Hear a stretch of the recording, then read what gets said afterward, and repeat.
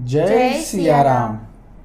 अत्रि के अतिथि करी पूजा कही वचन सुहाए, दिए मूल फल प्रभु मन भाए। श्री गणेशाय नमः। श्री जानकी वल्लभो विजयते। श्री रामचरितमानस तृतीय सोपान अरण्य कांड प्रारंभ। श्लोक है।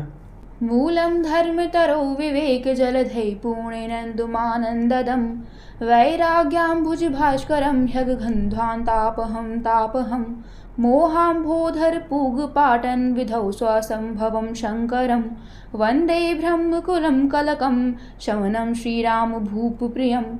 धर्म रूपी वृक्ष के मूल, विवेक रूपी समुद्र को आनंद देने वाले, पूर्णचंद्र वैराग्य रूपी कमल के विकसित करने वाले, सूर्य पाप रूपी घोर अंधकार को निश्चय ही मिटाने वाले, तीनों तापों को हरने वाले, मोह रूपी बादलों के समूह को छिन्न भिन्न करने की विधि यानी क्रिया में आकाश से उत्पन्न पवन स्वरूप ब्रह्मा जी के वंशज यानी आत्मज तथा कलंक नाशक महाराज श्री रामचंद्र जी के प्रिय श्री शंकर जी की मैं वंदना करता हूँ। सान्द्रानंद पयोदशौ भगतनं पीतांबरं सुंदरं पाणौ बाणशरासनं कटलसूतनीर्भारं वरं राजीवायत लोचनं धृतजटाजूटेन संशोभितं सीता लक्ष्मण संयुतं पथिगतं रामाभिरामं भजे। जिनका शरीर जल युक्त मेघों के समान सुंदर श्याम वर्ण एवं आनंद घन है, जो सुंदर वलकल का पीत वस्त्र धारण किए हैं, जिनके हाथों में बाण और धनुष हैं, कमर उत्तम तरकस के भार से सुशोभित है, कमल के समान विशाल नेत्र हैं और मस्तक पर जटाजूट धारण किए हैं, उन अत्यंत शोभायमान श्री सीता जी और लक्ष्मण जी सहित मार्ग में चलते हुए आनंद देने वाले श्री रामचंद्र जी को मैं भजता हूँ। उमा राम गुण गूढ़ पंडित मुनि पावहि बिरति पावहि मोह विमूढ़ जे हरि विमुख न धर्म रति। हे पार्वती, श्री राम जी के गुण गूढ़ हैं। पंडित और मुनि उन्हें समझकर वैराग्य प्राप्त करते हैं, परंतु जो भगवान से विमुख है और जिनका धर्म में प्रेम नहीं है, वे महामूढ़ उन्हें सुनकर मोह को प्राप्त होते हैं। पुर नर भरत प्रीति में गाई मति अनुरूप अनूप सुहाई। अब प्रभु चरित सुनहु अति पावन करत जीवन सुर नर मुनि भावन। पूर्ववासियों के और भरत जी के अनुपम और सुंदर प्रेम का मैंने अपनी बुद्धि के अनुसार गान किया। अब देवता, मनुष्य और मुनियों के मन को भजने वाले यानी भाने वाले प्रभु श्री रामचंद्र जी के वे अत्यंत पवित्र चरित्र सुनो, जिन्हें वे वन में कर रहे हैं। एक बार चुनी कुसुम सुहाए निज कर भूषण राम बनाए सीता ही पहिराए प्रभु सादर बैठे फटिक शिला पर सुंदर। एक बार सुंदर फूल चुनकर श्री राम जी ने अपने हाथों से भांति भांति के गहने बनाए और सुंदर स्फटिक शिला पर बैठे हुए प्रभु ने आदर के साथ वे गहने श्री सीता जी को पहनाए। सुरपति सुत धरि बायस बेसा सठ चाहत रघुपति बल देखा जिमि पिपीलिका सागर था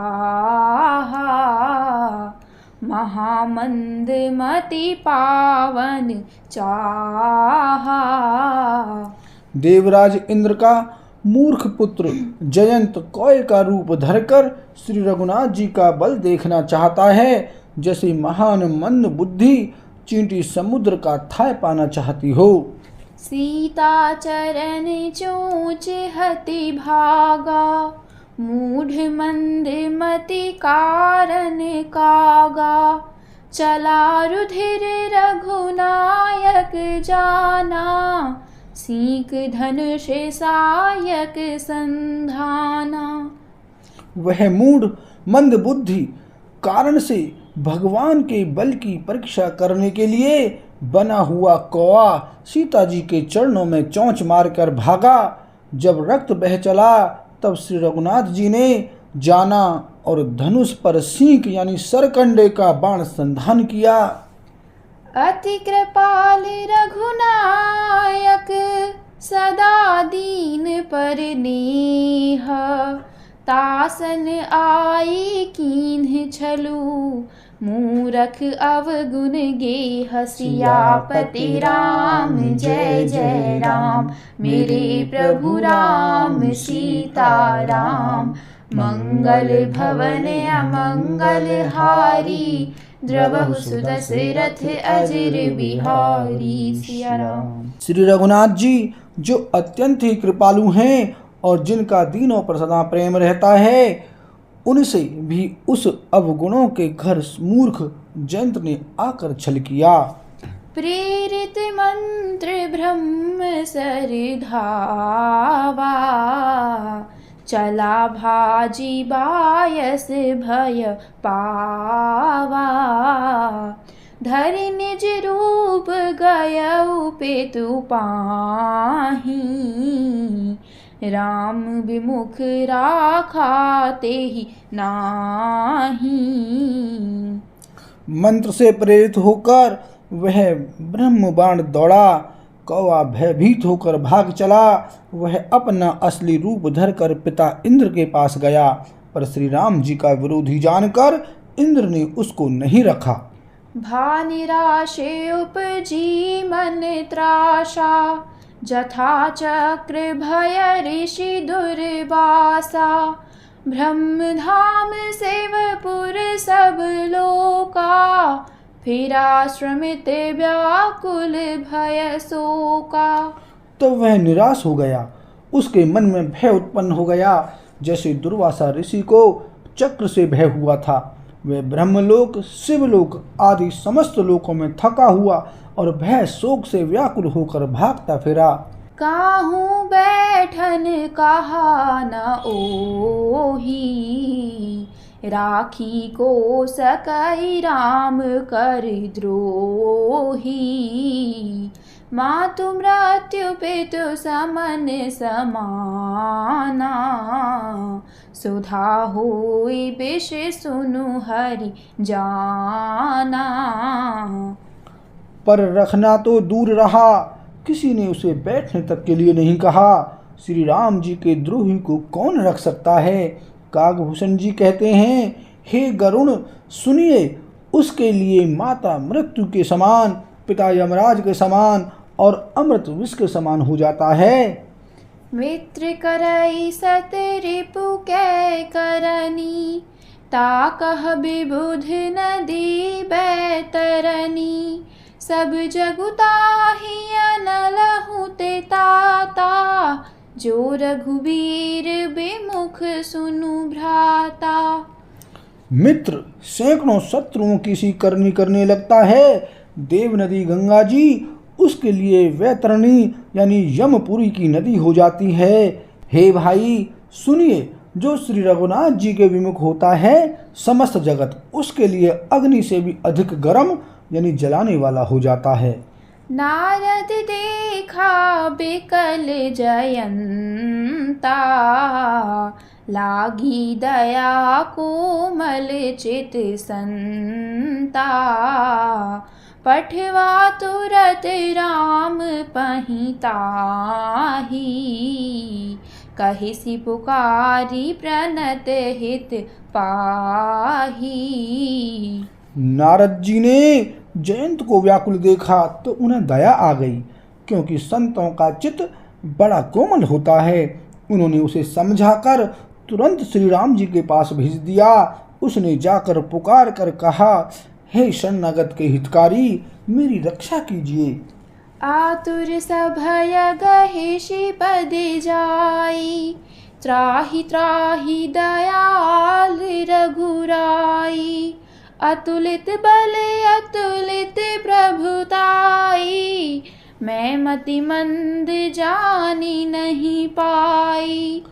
आतुर और भयभीत जयंत ने जाकर श्री राम जी के चरण पकड़ लिए और कहा, हे दयालु रघुनाथ जी, रक्षा कीजिए, रक्षा कीजिए। आपके अतुलित बल और आपकी अतुलित प्रभुता सामर्थ्य को मैं मंद बुद्धि जान नहीं पाया था। निज कृत कर्म जनित फल पायऊ, अब प्रभु पाहि शरण तकी आयऊ। सुनि कृपाल अति आरत बानी, एक नयन करि तजा भवानी। अपने किए हुए कर्म से उत्पन्न हुआ फल मैंने पा लिया। अब हे प्रभु मेरी रक्षा कीजिए, मैं आपकी शरण तक कर आया हूँ। शिव जी कहते हैं, हे पार्वती, कृपालु श्री रघुनाथ जी ने उसकी अत्यंत आर्त दुख भरी वाणी सुनकर उसे एक आंख का काना करके छोड़ दिया।